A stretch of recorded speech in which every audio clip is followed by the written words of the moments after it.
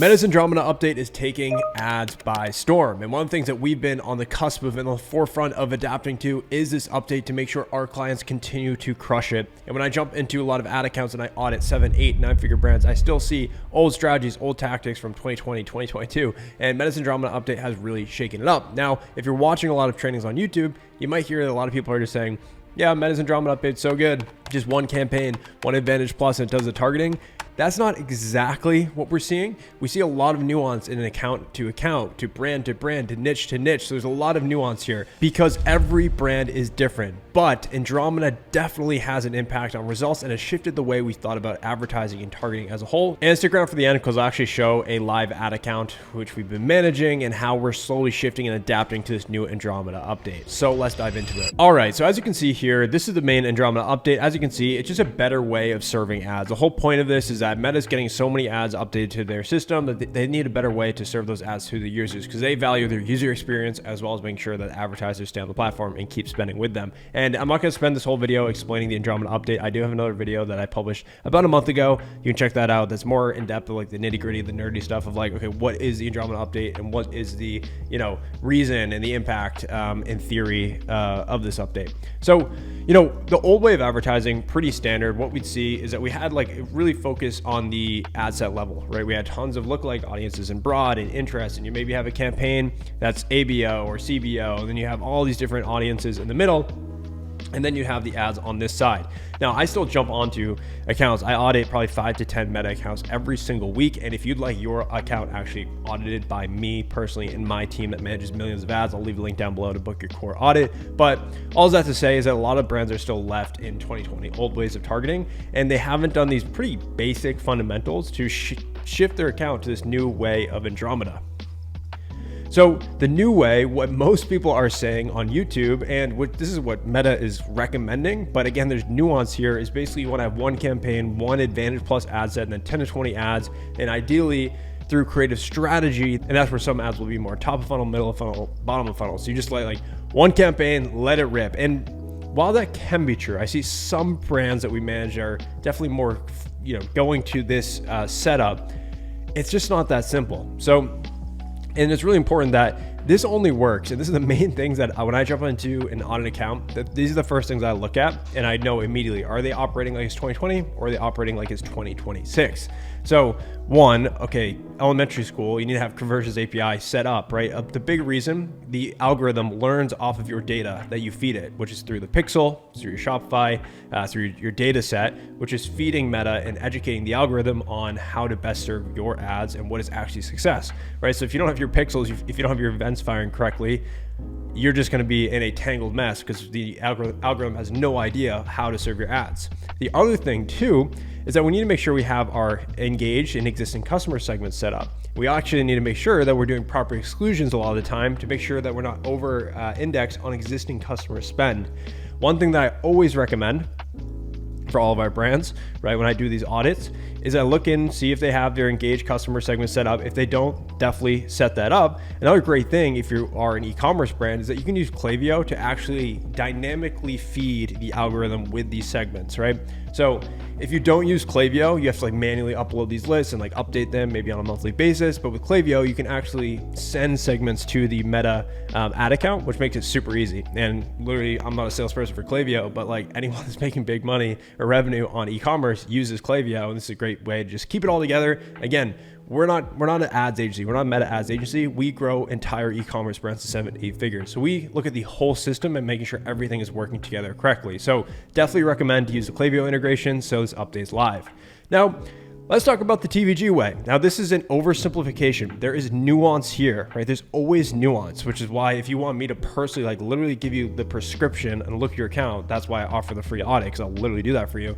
But from a high level, we almost run a hybrid of this, right? So we run a hybrid. In some accounts, you can get away with some old school things. So it's always this is the skill set of your advertiser, skill set of you if you're running your ads yourself, is your ability to adapt. So we know that, okay, Meta is going towards that more one campaign setup. So if we know that, okay, great, but that's not to say all of this is ruled out and doesn't work anymore.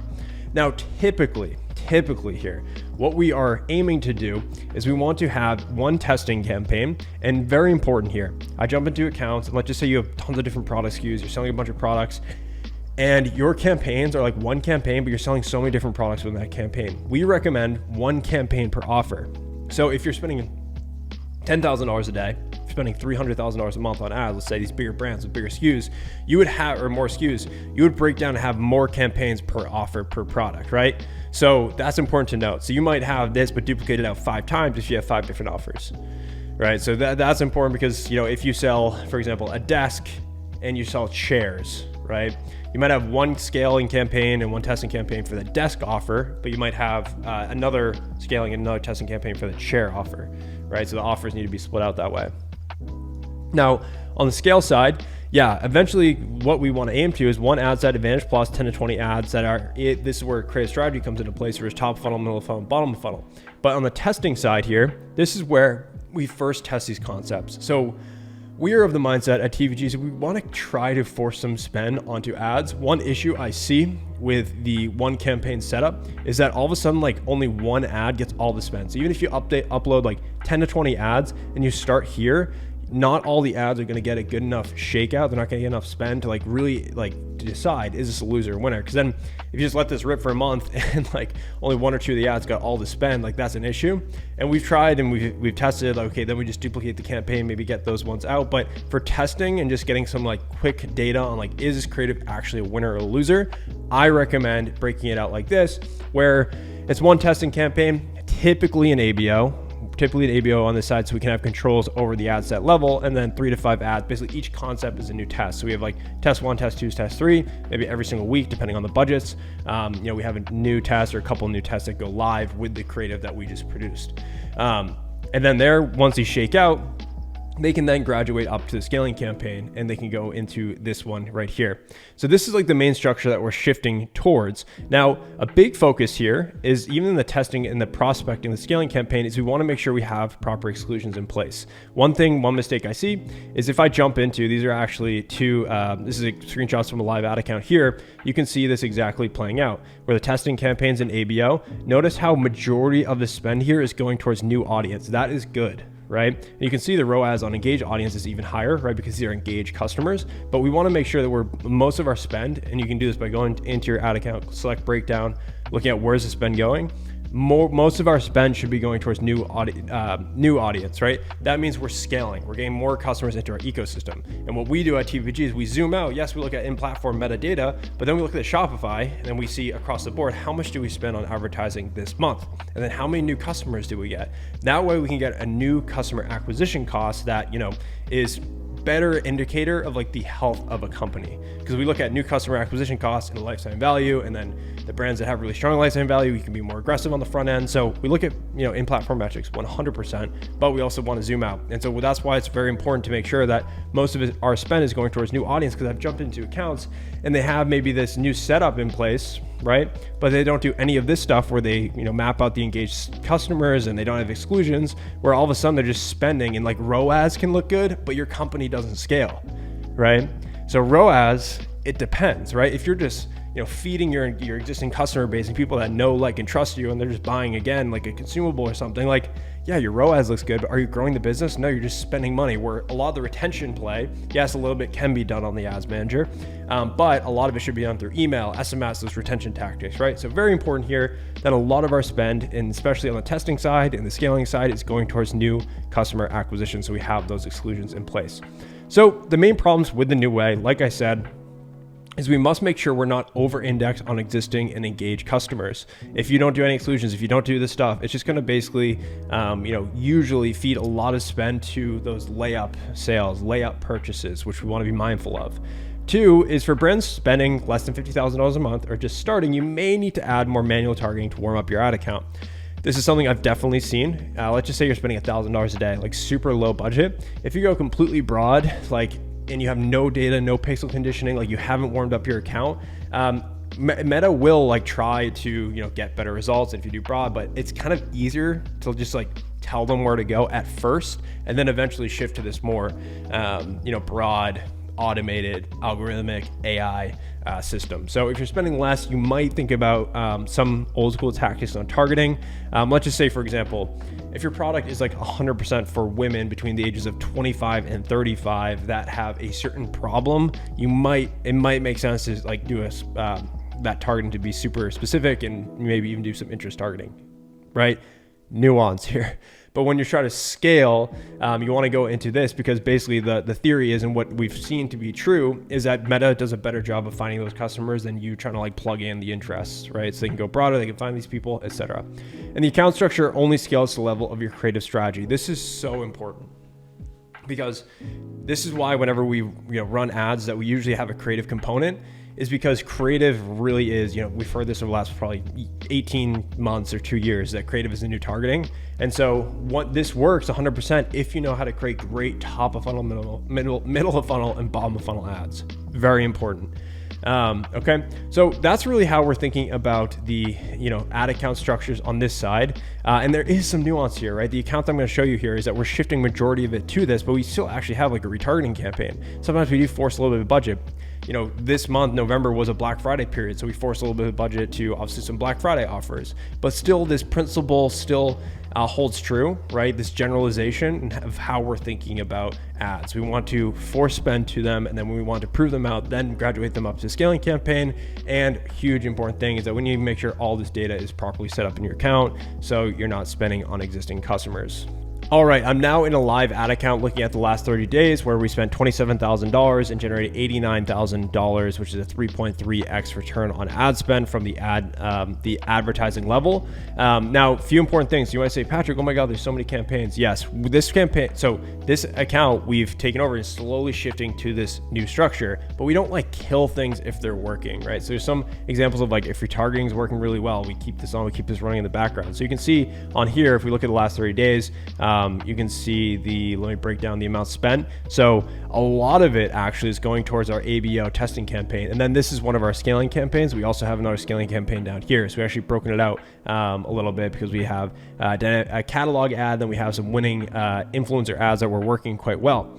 But eventually over time, what we want to have happen, this brand, we're starting to push into that scaling period where we're finding all those winning ads, and we're going to start forcing spend on a prospecting Advantage Plus campaign. Is that right now you can see that about $9,000 of spend it has gone towards testing. So that's about 30%, roughly 33% of the total amount that we spent. Ideally over time, that should get down to about 20%. So ideally we try to get to like a 20-80, like 20% testing, 80% scale. It depends, like if a fresh brand, like obviously you're testing everything, so 100% of your budget is going towards testing. But once we find winning ads, like a lot of that should be forced towards the scaling campaign.